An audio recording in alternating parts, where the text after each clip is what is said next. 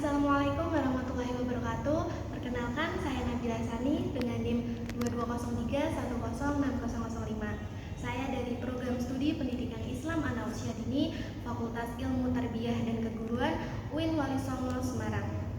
Nah, kali ini saya akan melakukan sharing-sharing bersama kalian mengenai peran pendidikan keluarga untuk menghasilkan generasi bangsa yang unggul di Indonesia Emas tahun 2045. Nah, sharing-sharing kali ini adalah salah satu materi dari mata kuliah saya, yakni Filsafat Pendidikan Islam yang diampu oleh Bapak Profesor Dr. Mahfud Junaidi, MAG.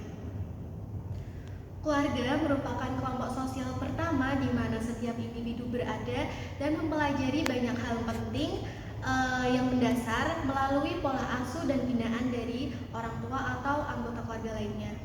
Nah, di keluarga itu ada anak. Nah, anak ini lahir dengan keadaan suci atau fitrah, di mana anak itu lahir dengan keadaan bersih dan diberikan potensi-potensi untuk dikembangkan kehidupan selanjutnya.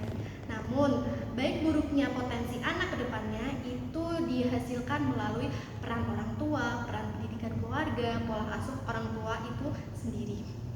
Nah, keluarga juga menjadi tempat proses pendidikan pertama bagi setiap anak, bahkan sejak anak itu dalam kandungannya. Dan keluarga merupakan memegang peran penting dalam menghasilkan anak-anak penerus bangsa yang hebat dan unggul. Keluarga tidak akan menimbulkan sejarah memilukan bagi anak apabila keluarga tersebut didirikan atas dasar harmonis. Nah, anak tersebut akan mendapatkan rasa aman, disayang, dilindungi, dicintai, dan itu akan bertujuan dalam perkembangan anak untuk mencapai cita-cita dan tujuan anak tersebut. Dalam peran pendidikan untuk menghasilkan anak-anak generasi bangsa yang unggul, yang hebat, bahkan religius, itu memiliki tujuan-tujuan khusus. Yang pertama adalah memberikan dasar tauhid, seperti orang tua mengajarkan keesaan Allah Subhanahu wa Ta'ala dan menguatkan iman mereka. Terus yang kedua itu memberikan dasar ketakwaan kepada anak, seperti anak diajarkan untuk beribadah, untuk muamalah, dan menjauhi perbuatan yang dilarang oleh Allah. Terus yang ketiga itu memberikan dasar akhlak kepada anak, yakni tentang bagaimana anak harus menghargai, bagaimana anak untuk menghormati sesama dari orang tua ataupun teman sebayanya. Terus memberikan dasar budi pekerti bagi anak, seperti mengajarkan bagaimana tingkah laku anak saat di luar rumah, saat di sekolah, saat di masyarakat, adabnya, tata cara perilakunya. Terus memberikan dasar pendidikan anti korupsi bagi anak, seperti anak itu diajarkan jujur sejak dini. Contohnya tidak boleh mengambil apa yang tidak menjadi haknya. Terus memberikan dasar pendidikan intelek bagi anak, yakni mengajarkan bagaimana tata caranya berbicara agar tidak menyakiti hati orang lain, agar anak itu bisa bijaksana ke depannya. Terus memberikan dasar pendidikan pembentuk kebiasaan, yakni mengajarkan anak untuk membentuk kebiasaan baik, yakni disiplin, tertib, agar ke depannya kehidupannya itu tidak melakukan hal-hal yang merugikan diri anak tersebut. Terus memberikan dasar pendidikan kewarganegaraan. Anak diajarkan atau diperkenalkan dengan nasionalisme, patriotisme, dan mengajarkan anak untuk menjadi pribadi yang berperi kemanusiaan yang tinggi.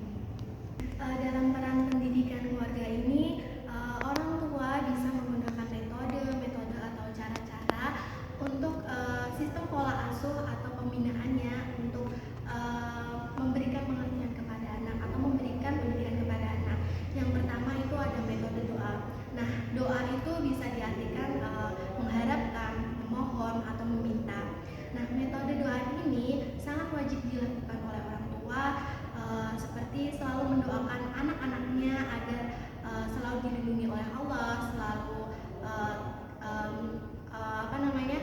diberikan ketakwaan, dan metode doa ini memberikan anak itu untuk mudah mencapai tujuan dan cita-citanya.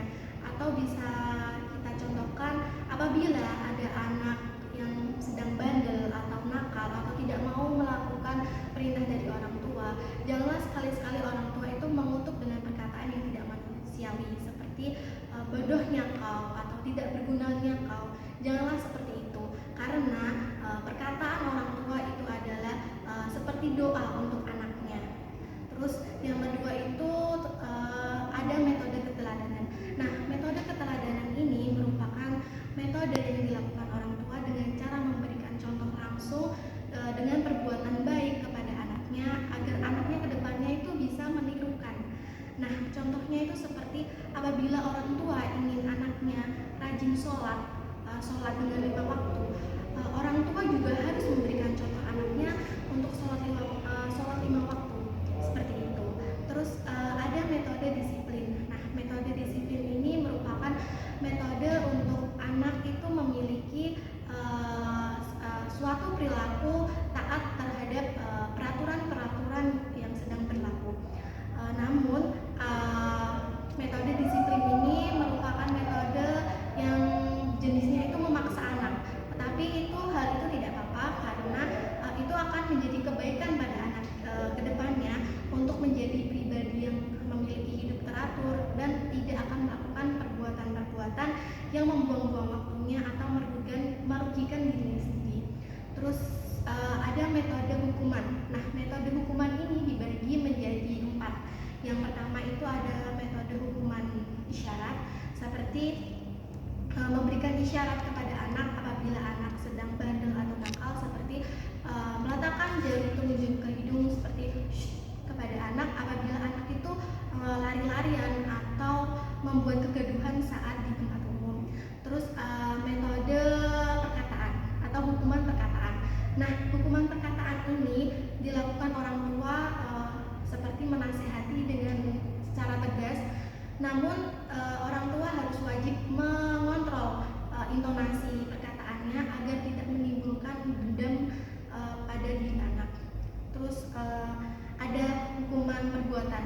Nah, hukuman perbuatan ini dilakukan orang tua dengan cara memberikan tugas tambahan kepada anak, dan itu sifatnya agar anak itu jera dan tidak mengulangi kesalahannya.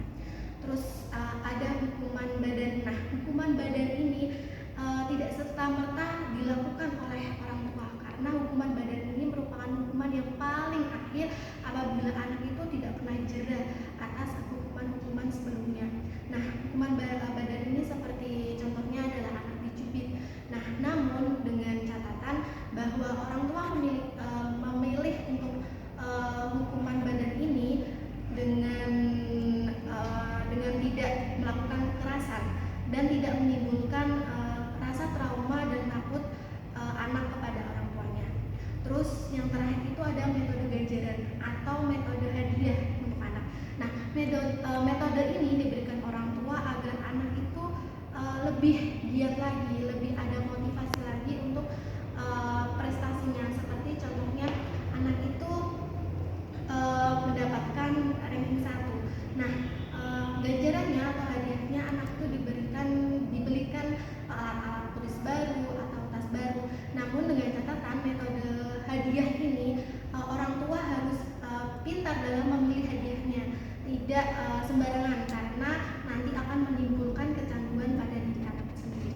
Dalam peran pendidikan keluarga itu juga ada aspek-aspek yang harus dipenuhi dalam proses pendidikan di dalam keluarga tersebut. Yang pertama adalah ada pendidikan akidah. Nah, pendidikan akidah ini merupakan penanaman nilai ketaatan kepada Allah Subhanahu wa Ta'ala kepada anak agar anak itu memiliki iman yang kuat dan memiliki ketakwaan yang kuat. Terus yang kedua itu ada pendidikan ibadah. Nah, orang tua sangat berkewajiban untuk mengenalkan ibadah kepada anak, untuk mengenalkan sholat, puasa, mengajarkan atau memberikan penerangan tentang zakat pada anak. Dan yang ketiga itu ada pendidikan Al-Quran. Nah, orang tua berkewajiban untuk memperkenalkan Al-Quran kepada anak, seperti untuk anak masih kecil atau anak usia dini, perkenalkanlah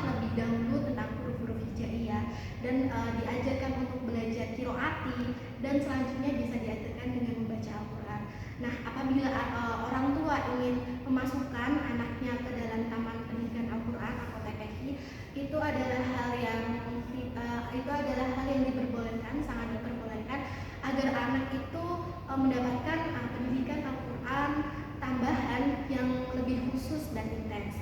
Terus yang terakhir itu ada pendidikan akhlak. Nah, pendidikan akhlak ini juga sangat perlu diberikan orang tua kepada anaknya, karena anak atau seseorang yang memiliki akhlak yang baik itu akan berdampak bagi kehidupannya, kesuksesannya dalam dunia dan akhirat. Nah, sudah kita ketahui bahwa keluarga itu merupakan tempat buayan anak untuk melihat cahaya kehidupan untuk pertama kalinya. Nah, ada pun ungkapan bijak dari seorang psikologi barat, yakni Dorothy Lawnol, yang mengungkapkan ungkapan bijaknya tentang peran pendidikan keluarga untuk anak. Di antaranya, jika anak dibesarkan dengan celaan, dia belajar memaki.